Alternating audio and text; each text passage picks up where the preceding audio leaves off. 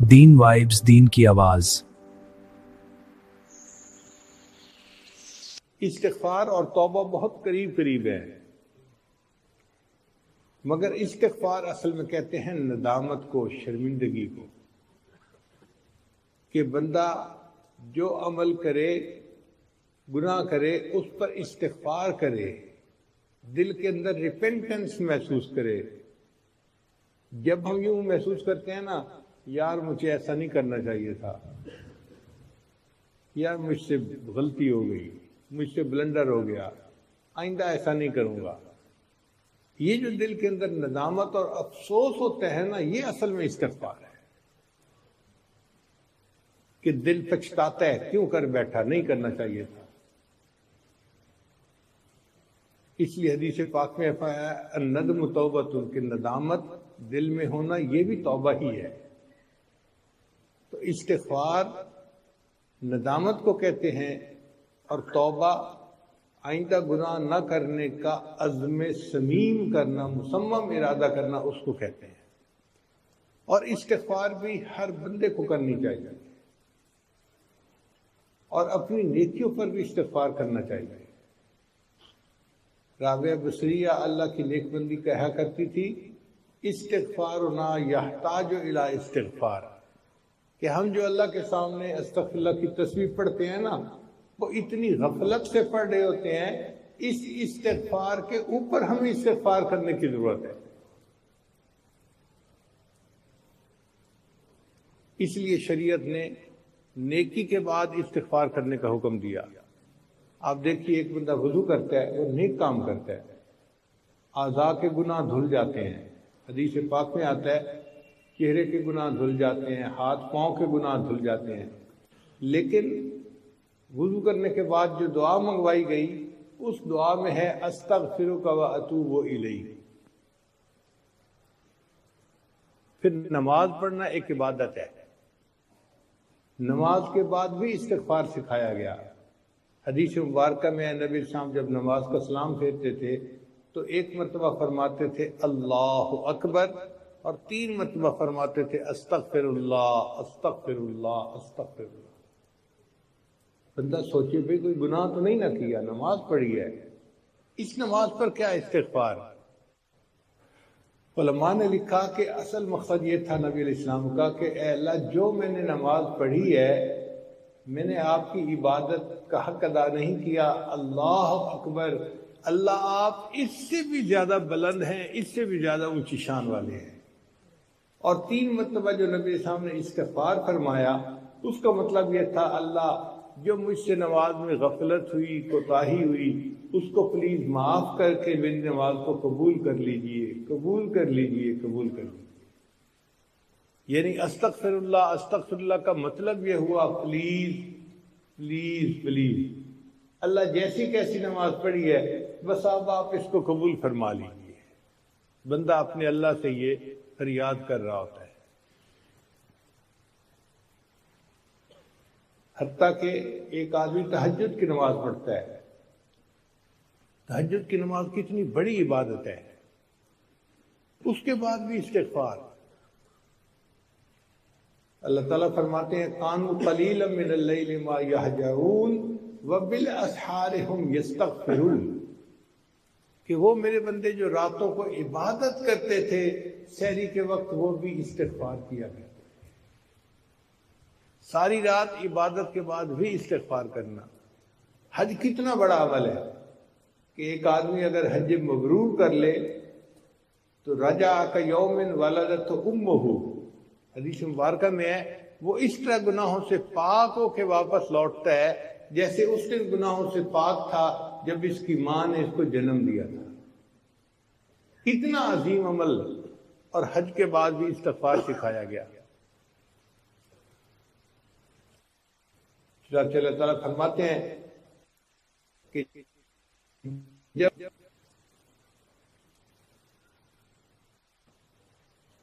اس کا مطلب یہ ہوا کہ ہر عبادت کے بعد ہمیں استغفار کرنا چاہیے، اور استغفار سے اللہ تعالیٰ کی برکتیں بہت اترتی ہیں۔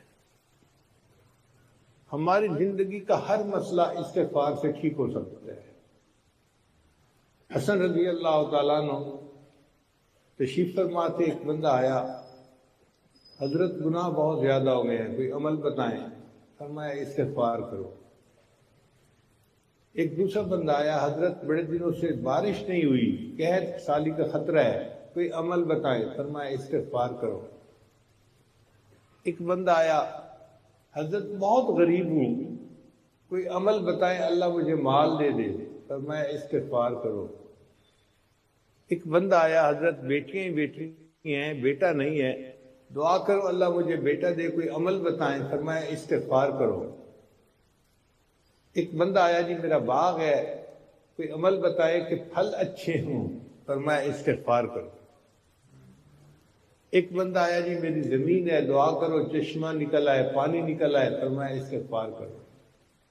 اب سننے والا بندہ بڑا پریشان، حضرت آپ کے ہاتھ میں عجیب نسخہ آ گیا،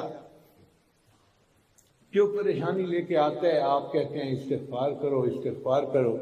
تو حسن رضی اللہ عنہ نے جواب دیا کہ بھائی میں نے اپنی طرف سے کچھ نہیں بتایا، یہ علاج تو اللہ نے قرآن مجید میں بتایا ہے، استغفروا ربکم انہ کان غفارا۔ پہلے بندے نے گناہ کی معافی مانگی تھی تو دیکھو اللہ فرماتے ہیں کہ وہ بخشنے والا ہے۔ پھر یرسل السماء علیکم مدرارا، اللہ بارشیں برساتا ہے، وَيُمْدِدْكُمْ بِأَمْوَالٍ، اور اللہ مال کے ذریعے سے مدد کرے گا تمہاری، وَبَنِينَ، اور بیٹوں کے ذریعے سے مدد کرے گا، وَيَجْعَلْ لَكُمْ جَنَّاتٍ، اور اللہ تعالیٰ تمہارے لیے باغوں کے پھل عطا فرمائے گا، وَيَجْعَلْ لَكُمْ أَنْهَارًا، اور اللہ تعالیٰ تمہارے لیے چشموں کا پانی جاری فرما دے گا۔ تو قرآن مجید سے اس کی ثبوت ملتا ہے کہ استغفار کرنے سے یہ سارے انعام بندے کو مل جاتے ہیں۔ اب آپ غور کریں، ہماری جتنی بھی پریشانی ہے نا وہ انہی میں سے ہوتی ہیں۔ کوئی عورت بیٹا نہ ہونے کی وجہ سے پریشان ہے، کوئی آدمی اپنے رزق کی غربت کی وجہ سے پریشان ہے، تنخواہ کی کمی کی وجہ سے پریشان ہے۔ ان سب کا علاج استغفار کرنے میں ہے۔ ہم استغفار کریں تو ہمیں کسی سے کوئی تعویذ کی ضرورت ہی نہیں ہے۔ استغفار ہماری تمام پریشانیوں کا حل بن جائے گا۔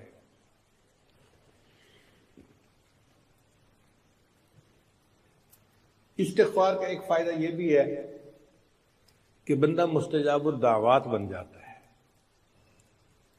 چنانچہ امام احمد بن حنبل رحمۃ اللہ علیہ کا مشہور واقعہ ہے، ایک مرتبہ انہیں قریبی بستی میں جانا تھا،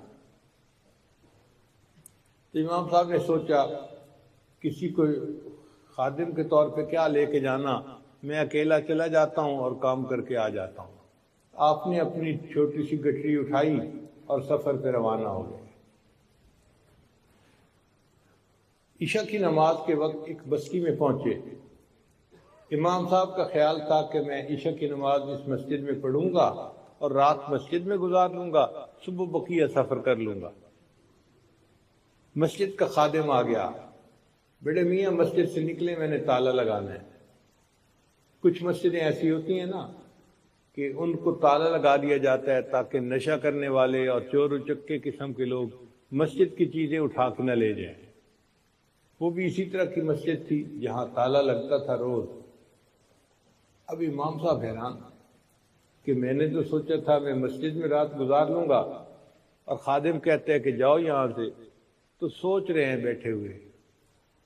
جب امام صاحب تھوڑا سوچ میں پڑے نا تو خادم غصے میں آ گیا، بڑے میاں میری بات سمجھ نہیں آ رہی، آپ نکلیں یہاں سے ورنہ میں آپ کا سامان اٹھا کے باہر پھینک دوں گا اور آپ کو دھکے دے کے نکال دوں گا۔ امام صاحب بڑے پریشان، یا اللہ آپ مجھ سے خفا ہو گئے کہ آپ اپنے گھر میں مجھے رات قیام ہی نہیں کرنے دے رہے، یہ بندہ مجھ سے اتنا ترشروئی سے بات کر رہا ہے۔ خیر امام صاحب مسجد سے باہر نکلے، دیکھا کہ مسجد کے دروازے کے بالکل ساتھ ایک تنور تھا، نان بائی کی دکان تھی روٹیاں پکانے والے کی، جیسے افغانی روٹیاں پکتی ہیں نا تنور پہ لوگ لے کے جاتے ہیں۔ تو ایک نوجوان لڑکا روٹیاں پکا رہا تھا۔ امام صاحب نے سوچا سردی بھی ہے، اگر میں تنور کے پاس بیٹھ کے وقت گزار لوں تو وقت بھی گزر جائے گا اور صبح میں پھر سفر شروع کر دوں گا۔ تو امام صاحب نے اس نوجوان سے پوچھا بھئی کیا میں یہاں بیٹھ سکتا ہوں؟ اس نے کہا بڑے میاں بیٹھ جائیے۔ امام صاحب بیٹھ گئے، وہ نوجوان اپنا روٹیاں لگاتا رہا۔ امام صاحب نے ایک عجیب بات دیکھی، وہ جب آٹے کا پیڑا بناتا نا تو استغفر اللہ پڑھتا، پھر روٹی اس کی بناتا تو استغفر اللہ پڑھتا، پھر وہ روٹی تنور کے اندر لگاتا تو استغفر اللہ پڑھتا، پھر جب روٹی پکتی اور وہ تنور سے نکالتا تو استغفر اللہ پڑھتا۔ ہر سٹیپ پہ وہ استغفر اللہ پڑھتا ہی جا رہا تھا۔ کوئی 1 گھنٹہ امام صاحب بیٹھے رہے اور دیکھتے رہے، پھر امام صاحب نے مسکرا کے اس کی طرف دیکھا۔ نوجوان نے پوچھا، بڑے میاں مجھے مسکرا کے کیوں دیکھ رہے ہیں؟ امام صاحب نے کہا کہ میں اس پر حیران ہوں کہ تو اتنا زیادہ استغفار کرتا ہے، پیڑا بناتے ہوئے استغفار، روٹی بناتے استغفار، روٹی لگاتے ہوئے استغفار، روٹی نکالتے ہوئے استغفار، ہر قدم پہ موقع پہ آپ استغفار پڑھ رہے ہیں۔ اس نے کہا جی میں استغفار کثرت سے پڑھتا ہوں، اس لیے کہ اس کے بدلے اللہ میری دعائیں قبول فرماتا ہے۔ تو امام صاحب نے اس سے پھر تصدیق کی کہ کیا تیری سب دعائیں قبول ہوتی ہیں؟ تو نوجوان سوچ کر کہنے لگا کہ میں نے زندگی میں جتنی دعائیں مانگی ہیں میری سب دعائیں قبول ہوئی ہیں سوائے ایک دعا کے، اس دعا کی قبولیت کا میں انتظار کر رہا ہوں۔ امام صاحب نے پوچھا کون سی دعا؟ کہنے لگا کہ میں نے لوگوں سے سنا ہے کہ امام احمد بن حنبل بڑے محدث ہیں، بڑے فقیہ ہیں، بڑے بزرگ آدمی ہیں، میں یہاں سے چھٹی کر کے جا نہیں سکتا کہ ان کی زیارت کروں، تو میں نے اللہ سے دعا مانگی تھی اللہ امام احمد بن حنبل سے میری ملاقات کروا دینا، اس دعا کی قبولیت کا میں انتظار کر رہا ہوں، باقی دعائیں میری سب قبول ہو گئی۔ امام صاحب آگے بڑھے، اس نوجوان کو گلے لگا لیا، نوجوان مبارک ہو، اللہ نے تیری اس دعا کو قبول کر لیا، میرا نام احمد بن حنبل ہے۔ پھر امام صاحب کہنے لگے اب مجھے بات سمجھ میں آئی، اگر میں مسجد میں رات گزار کے چلا جاتا تو میری آپ سے ملاقات نہ ہوتی، اللہ نے آپ سے ملاقات کرنی تھی، آپ کی دعا کو قبول فرمانا تھا، اللہ نے مجھے مسجد سے نکلوا کے تمہارے پاس بٹھایا اور یوں مجھے آپ سے ملاقات کا موقع مل گیا۔ تو جو استغفار کثرت کے ساتھ کرتا ہے وہ مستجاب الدعوات بن جاتا ہے، اور ہم بھی کثرت سے کر سکتے ہیں۔ حدیث مبارکہ میں آتا ہے طوبی لمن وجد فی صحیفتہ استغفارا کثیرا، قیامت کے دن جس بندے کو اپنے نامہ اعمال میں زیادہ استغفار لکھا ہوا ملے گا وہ بڑا خوش نصیب، اس کو مبارک ہو۔